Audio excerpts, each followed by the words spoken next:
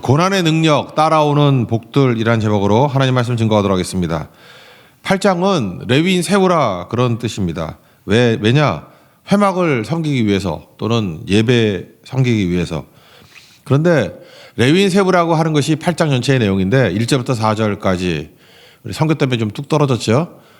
그 내용을 보면은 등잔대에 대한 말씀이 나오잖아요. 성막에 많은 물건들이 있는데 성물이 있는데 왜 유독 등잔대 하나를 강조하는 걸까요? 레위인이 할 사명이 뭔지를 요약적으로 보여주는 게 등잔대이기 때문에 그렇습니다. 등잔대는 어딜 향해 있어요? 성소에 있는데 떡상을 향해서. 근데 요한복음 보면 명확하죠. 6장 48절 떡상은 예수님을 말하는 거죠. 내가 생명의 떡이다. 그러니까 등잔대 7개의 금초대가 있는데 그것은 떡상을 비추는 거라는 거예요. 그러니까 오직 예수님을 비추는 것이다. 그러니까 너희들이 할 일이 뭐냐? 오직 예수님 비추는 일을 하는 거다. 그게 회막 섬기는 것의 본질이다. 그걸 말해주고 있습니다. 누가 비추는 거라 그랬죠? 말씀을 통해서 예수님을 비추고 말씀에서 예수님을 발견해야 돼요. 그리고 교회가 예수님을 비추고 그리고 모든 크리스찬들이 예수님을 비추는 것. 그래서 오직 예수, 그게 메시지라는 것입니다. 그거 위해서 레위인들을 세웠다라는 것입니다. 쭉 넘어와서 신약에서 이걸 요약적으로 설명한 게 있죠. 베드로 전서 2장 9절. 베드로가 제일 잘 알았던 것 같아요. 너희는 왕 같은 제사장들이다. 소유된 백성이다. 그리고 뭐라 그랬어요? 어두운 데서 불러내어 기이한 빛에 들어가게 하신 이의 아름다운 덕을 선전이 전도거든요. 전도하기 위해서 너희를 불렀다. 이렇게 얘기를 합니다. 그래서 신 레위인이 누구냐? 크리스찬이에요. 그래서 그 레위인이라고 말한 것들을 우리 크리스찬들을 말하고 있다. 틀리지 않습니다. 아름다운 덕을 선포하는 거. 그러니까 복음 전도하는 거. 예수 증거하는 거. 그게 우리 사명이라는 것입니다. 여기 보니까 레위인들을 어떻게 쓰느냐 하면 재밌는 게 요제로 드렸다 그랬죠. 11절을 보니까 흔들어 바치는 제물. 그리고 13절에는 뭐 요제다 이렇게 나오는데 요제가 뭐냐면 이렇게 들어서 흔드는 거예요. 막. 그래서 요제에 제일 가까운 게 율동이라 그랬죠. 그래서 율동도 교회가 좀 해야 돼요. 왜? 그게 요제거든. 근데 여러분들 율동을 하면 느끼는 게 뭡니까? 죽을 맛이죠. 몰라요. 뭐 좋은 분도 있지만 죽을 맛이죠. 그게 목적이에요. 특별히 남자 중년들 죽을 맛이죠. 그래서 율동 안 하면 안 되냐 이렇게 얘기도 되게 많이 해요. 율동하는 순간에 우리 느끼는 게 뭐예요? 내가 망가지고 있다라고 하는 느낌을 받지 않습니까? 어디 가서 이렇게 손 들고 어디 가서 뭐 그렇게 움직이겠어요. 근데 레위는 요제로 드리는 거예요. 그러니까 무슨 얘기입니까? 망가져야 된다는 거예요. 네 체면 생각하지 말고 망가져야 된다. 죽음을 체험해야 된다. 그러니까 예수 증거 위해서는 뭐든지 할 수 있는 모습이 돼야 된다. 그래서 활동법을 넓히는 거예요. 우리 아이들 키울 때도 오늘도 어떤 집사님하고 얘기를 안 하는데 뭐 아이 어떤 애는 혼자 나가서 뭐 잘 뛰어노는 애가 있는 반면에 어떤 아이는 또 이렇게 부모 안 떠나려고 그러는 애 있지 않아요? 그럴 때 적어도 레위인이라 그러면 그렇게 누구 붙어 있고 제약받고 그러면 안 돼요. 무슨 일도 다 할 수 있어야 된다고. 우리 어저께 간증 3분이 하셨는데 특별히 일부 예배 때 간증하셨던 거 들었던 분 있습니까? 보니까 뭐 노래도 부르고 내가 볼 때 뭐 거의 판토마임이야. 그죠? 그래서 내가 느낌이 저분은 초신자인데도 이미 망가져 있구나. 그러니까 전도할 때 보면 이렇게 망가지잖아요. 우리가 안 해도 돼야 될 거 하고 수모 안 당할 거 수모 당하고 우리가 광대가 되는 거 아니에요? 그렇죠. 그 레위인을 그렇게 만들었다고요. 그래서 너희는 레위인을 헌신할 때는 요제로 드려라. 그래서 교회는 요제적인 요소가 있어야 됩니다. 그러니까 뭐예요? 내가 망가지는 거예요. 하고 싶지 않은 것도 하는 거고. 그러니까 거의 그 체면에 있어서는 죽음이죠. 죽음. 그러니까 레위인들이 원래 그 점잖은 사람들 아닙니까? 근데 봉헌할 때는 요제로 드렸다. 그러니까 이게 굉장히 중요한 의미라는 것입니다. 주를 위해서 어떤 일도 할 수 있겠습니다. 그게 신 레위인의 자세다. 그런 겁니다. 우리 전반적인 레위인들을 한번 다시 살펴봤으면 좋겠는데 두 번째는 고난 형식의 축복으로 온다고 그랬죠. 그러니까 고난의 능력이 여기에 있습니다. 이거 우리하고도 신 레위인하고도 연결이 되는 거기 때문에 다시 한번 말씀을 드린다 그러면 야곱의 12아들이 있는데 12아들 중에 두 번째 아들과 세 번째 아들을 축복하는데 창세기 49장 이야기예요. 그런데 이건 축복이 아니야. 거의 저주거든요. 근데 저주 받은 게 두 번째 아들 시므온, 세 번째 아들 레위라고요. 이유가 무엇입니까? 창세기 34장에 나와요. 그 가나안 땅에 들어가 가지고 여동생 디나가 뭐 이렇게 구경 나갔던 것 같아요. 근데 하몰이라는 추장의 아들 세겜이 욕을 보입니다. 그러고 난 다음에 뭐 무책임한 것도 아니에요. 욕 보이고 난 다음에 결혼하자 그랬어요. 그랬더니 열받던 거죠. 그래서 함정을 파죠. 할례 받으면 하겠다. 할례 받으면 외과 수술 아닙니까? 꼼짝도 못하게 만들고 난 다음에 시므온과 레위가 다 죽여버렸어요. 그랬더니 야곱이 정신이 번쩍 드는 거죠. 이 바보 같은 놈아, 우리 전멸될 거야. 남의 땅에 와가지고 거기를 죽여버리면 누가 우리를 살려두겠냐. 너 때문에 전멸된다. 그게 창세기 34장 30절인데 시므온과 레위에게 이르되 너희가 큰 화를 끼쳤다. 이 땅의 주민들이 가만히 있겠느냐. 그지? 우리는 수가 적다. 그들이 모여 나를 치고 죽이리니 그러면 나와 내 집이 멸망하리라. 야곱에 얘기했어요. 근데 잘 보면 야곱은요 뒤끝이 좀 있는 사람이야. 이걸 계속 평생 마음에 둔 것 같아. 죽을 때까지. 그래서 죽을 때 축복할 때에도 약간 이게 뒤끝이 있어요. 그래서 창세기 49장 7절 보니까 그 노염이 혹독하니, 그러니까 노여하고 분노하는 사람은 저주받는데 분기가 맹렬하니 뭐 같은 얘기죠. 분노하면 저주받는데요. 너희를 야곱 중에서 나누며 이스라엘 중에서 흩어버릴 것이다. 그러니까 결국 축복이 아니죠. 시므온과 레위는 흩어지고 나누고 흩어지게 되는 거의 저주 같은 축복을 받아왔습니다. 근데 하나님께서는 그거를 사용하셔서 저주 내용을 축복으로 이렇게 바꾸시죠. 고난의 능력이 이런 거라고요. 그 시므온 지파는 어떻게 처리했어요? 하나님께서 일부러 유다 땅을 되게 넓게 줬어요. 유다 지파 땅을 되게 넓게 주고 난 다음에 유다 지파 한가운데 시므온 지파를 집어넣었어. 그러니까 시므온 지파는 나중에 없어져 버려요. 유다 지파에 흡수돼 버렸어요. 근데 유다 지파가 제일 영적으로 장남 역할을 하는 지파 아니에요? 그러니까 시므온 지파 혼자 있는 것보다는 유다 지파에 흡수되는 게 더 나을 것 같아. 그래서 흡수되는 복. 우리도 그래요. 어떤 때는 내가 독자적으로 뛰는 것도 되게 중요하지만 누구에게 흡수돼가지고 더 크게 쓰임받을 수 있다고. 그러니까 모를 일이에요. 그러니까 이것도 복으로 여겨야 된다라는 것입니다. 또 하나 이제 레위가 제일 중요한 건데 레위는 말 그대로 흩어지게 된다. 진짜 흩어졌죠. 그래서 이스라엘에 48개 성이 있거든요. 42개 성은 사람이 사는 데고 6개 성은 도피 성이에요. 그래서 48개 성에 흩어지게 만들어요. 48은 되게 중요한 겁니다. 그 제사장들이 돌아가면서 섬길 때 제사장의 그 오더라고 그러죠. 순서. 우리 성경은 반차라고 나오나? 반차에 따라서, 그 옛날 말인데 순서에 따라서 그러니까 48 로테이션이에요. 팀을 48개 만든다고. 그 되게 중요한 것 같죠. 팀 로테이션에서. 그 이유가 뭐냐면 48개 성이 있다 그거예요. 그래서 각각 흩어져 가지고 그 성에서 섬기는 일을 했다라는 것입니다. 그럼 이게 신약에 넘어오면 우리가 신레위인이잖아요. 사실은 내가 잘못한 것도 있죠. 특별히 예루살렘 교회는 좀 잘못했지. 왜?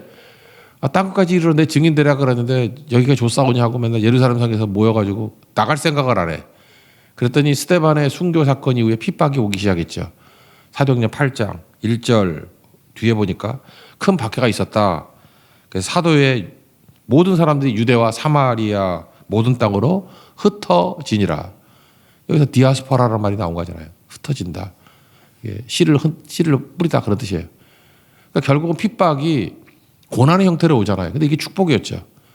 그냥 핍박이 없었으면 예루살렘 교회만 자꾸 커지고 끝났을 건데 이들이 흩어지는 바람에 안디옥 교회도 세워지게 되고 여기저기 복음의 전파가 훨씬 더 빨라졌다는 것입니다. 그러니까 마귀가 속은 거죠.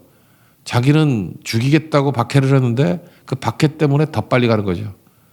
그러니까 하나님만 믿고 의지하면요. 무슨 짓을 해도 다 유익하게 변화가 됩니다. 걱정할 거 하나도 없다는 거예요. 주만 바라볼지라. 이게 메시지죠. 그래서 고난의 능력이에요. 고난의 형태로 오는데 그게 능력으로 나타나게 되더라는 것입니다. 아까 왕같은 제사장 그 얘기가 그 베드로전서 2장 9절에 나오죠. 베드로는 사도는 이 의식이 정확했던 것 같아요. 신레위인 의식이. 1절에 보면은 베드로전서 1장 1절을 보면 예수 그리스도의 사도 베드로는 그러면서 흩어져 있는 사람들 얘기합니다. 본도, 갈라디아, 갑바도기아, 아시아와 비두니아에 흩어진 나그네. 이게 디아스포라거든요. 지금 왜 흩어졌습니까? 이게 네로 황제 때 박해거든요. 베드로 전서 후서는 고난에 관한 얘기예요. 그래서 보면 신약적인 고난에 관한 중요한 메시지가 다 있는, 고난을 어떻게 이길 수 있고 승리할 수 있고 성도가 고난의 길을 걸어갈 수 있느냐, 고난을 능력으로 바꾸는 길이 무엇인가, 그게 베드로 전후서에 나와 있어요. 고난이요, 고난. 근데 거기에 고난 때문에 흩어진 사람들을 지금 묘사하고 있는 거죠. 이 사람들 여기 갈 이유가 없죠. 예수 믿는 사람들이 본도를 왜 가고 갈라디아를 왜 가고 갑바도기를 왜 가요?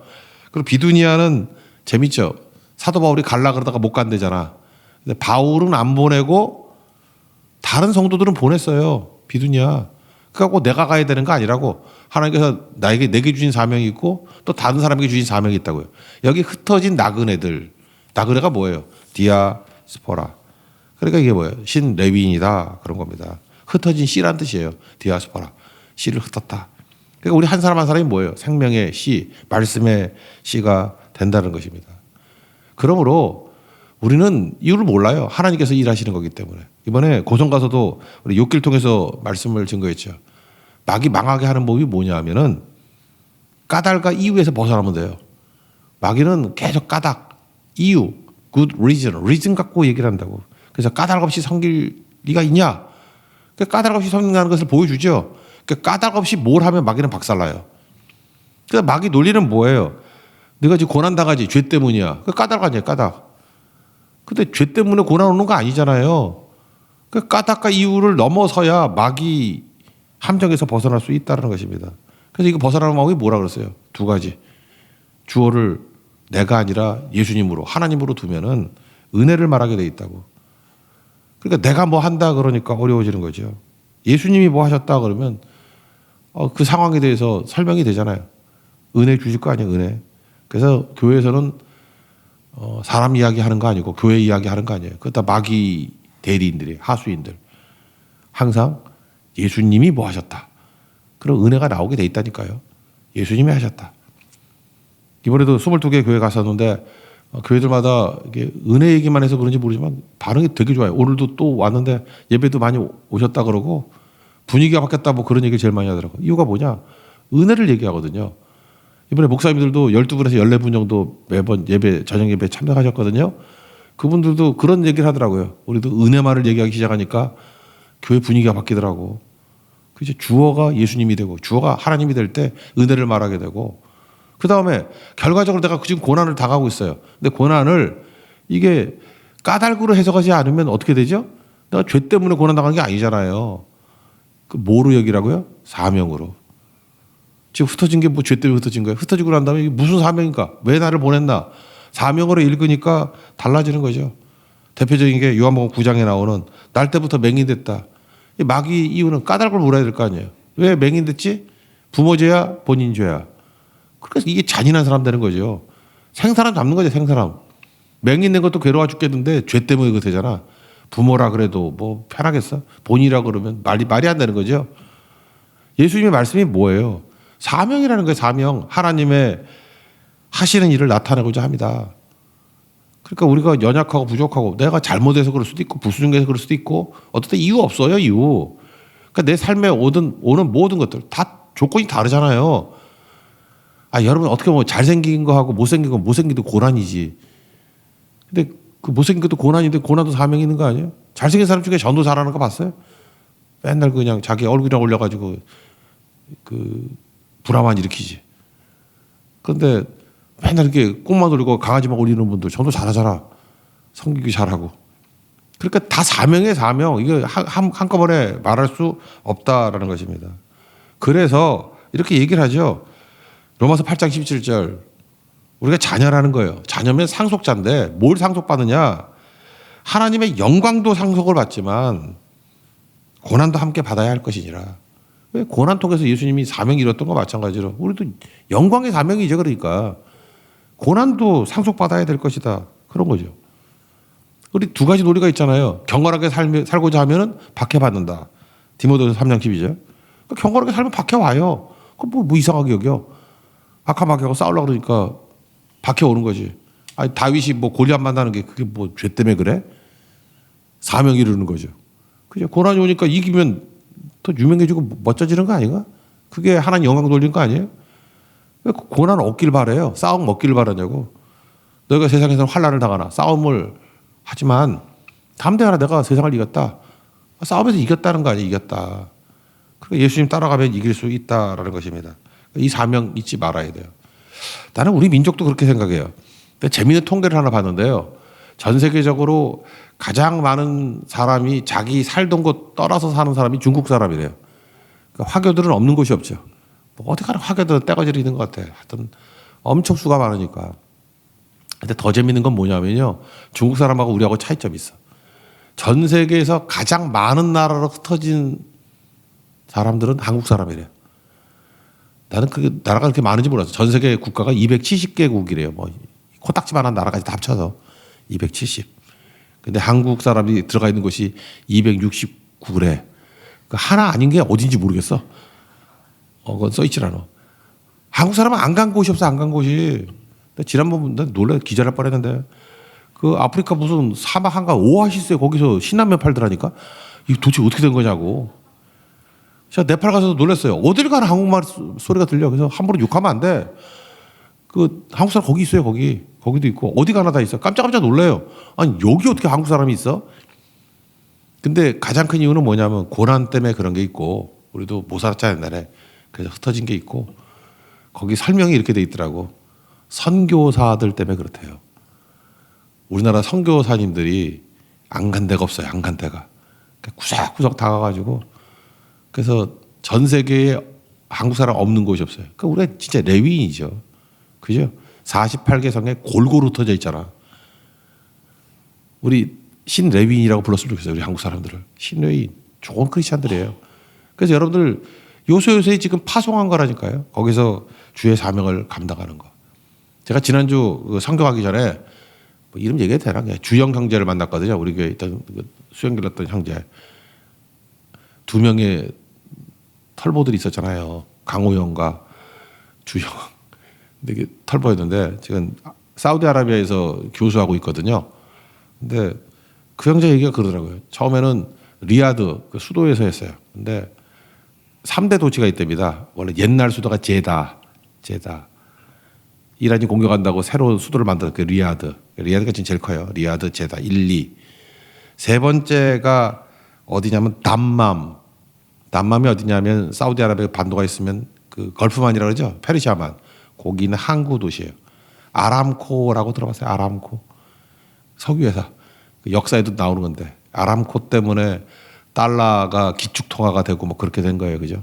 왜냐하면 석유 지불을 달러로 한다고 협정을 맺었죠. 그래서 만든 회사가 아람코. 영국부터 있었어요. 아람코.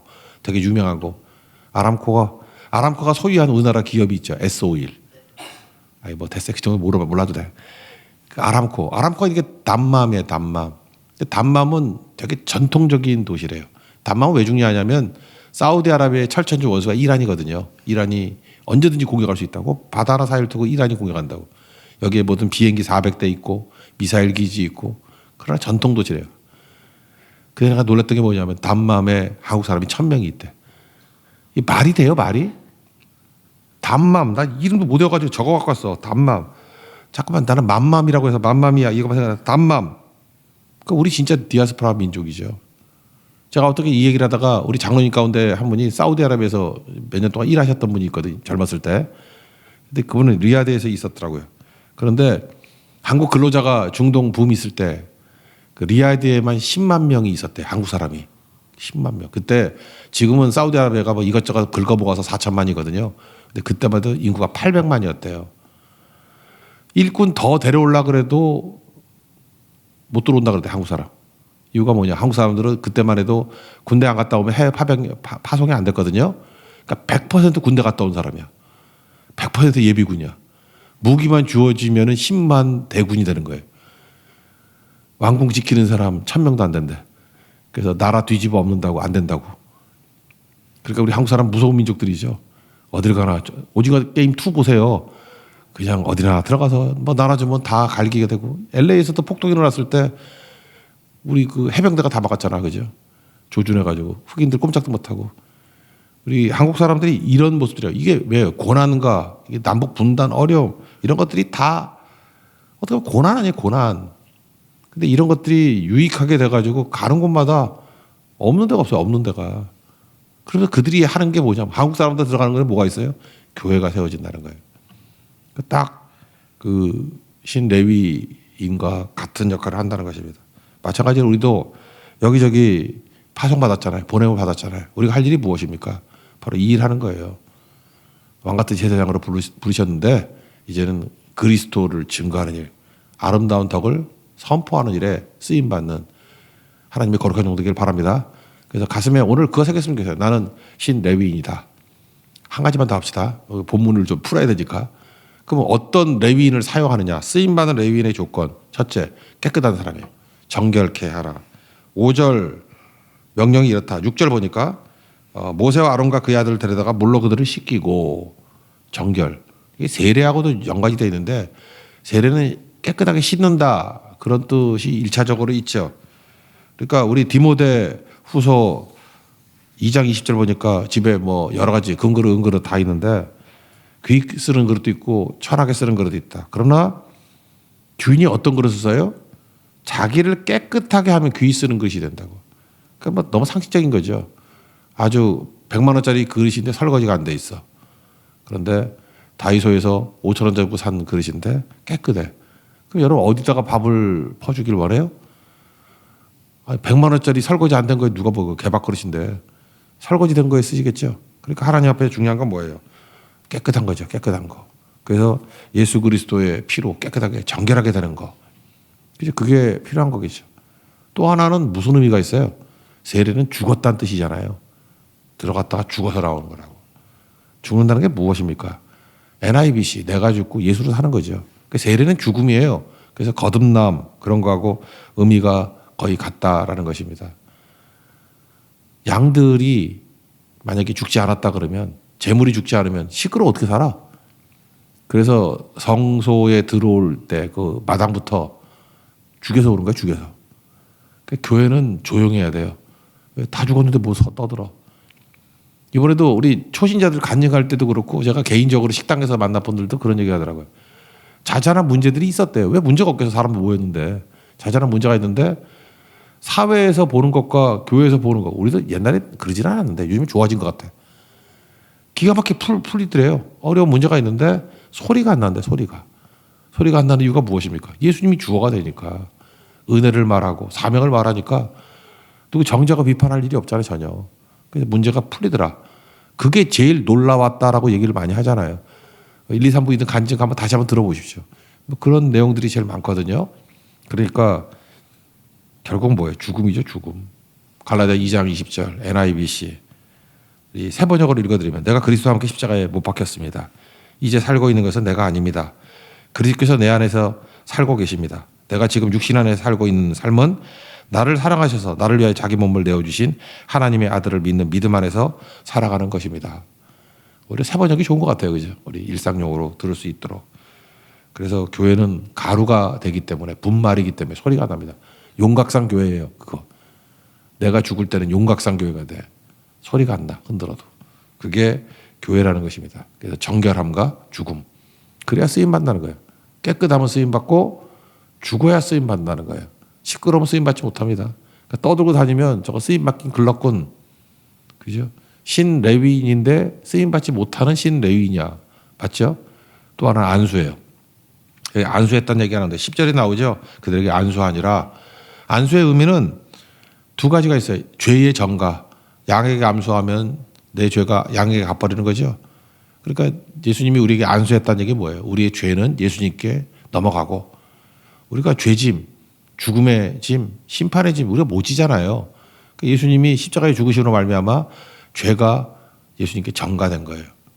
또 하나 동시에 안수는 예수님의 능력이 우리에게 또 임재하는 거예요. 이걸 뭐라 그러죠? 능력의 전이, 전가. 그래서 empowering 그렇게 표현한다고 신학에서는 empowering 예수님의 능력이 우리에게 임하는 거예요. 그래서 사도행전 1장 8절 오직 성령이 너에게 마시면 권능을 받고 empowering 그 능력 받는 거예요. 기름 부음하고 되게 유사하죠. 그리고 안수는 뭐냐? 소유라는 거예요. 소유. 그래서 나는 주님의 것이 되었습니다. 14절 보니까 레위인을 구별하라. 그리하면 그들이 내게 속할 것이라. 그 레위인은 하나님의 것입니다. 인생에는 두 종류가 있어요. 하나님을 내가 소유한 사람이 있고 그게 이제 욥기에서 말하는 경험과 생각에 한계 묶여 있는 사람이야. 나 중심. 뭐 어제 말씀에 의하면은 구도가 나와 골리앗과 싸우는 사람. 그러니까 하나님을 내가 소유한 사람이 있고 또 하나의 사람은 하나님께 소유된 사람이 있어요. 소유하느냐 소유되느냐. 내가 하나님께 속한 사람이에요. 내가 주님께 속한 사람이에요. 그러면 구도가 바뀌죠. 하나님과 골리앗. 그러니까 뭐가 되겠습니까? 레위인은 내가 하나님을 소유한 게 아니고 나는 죽어서 하나님께 소유된 사람이에요. 그게 우리 신 레위인입니다. 크리스찬들이에요. 그러면 이길 수 있겠죠. 능히 이길 수 있습니다. 왜?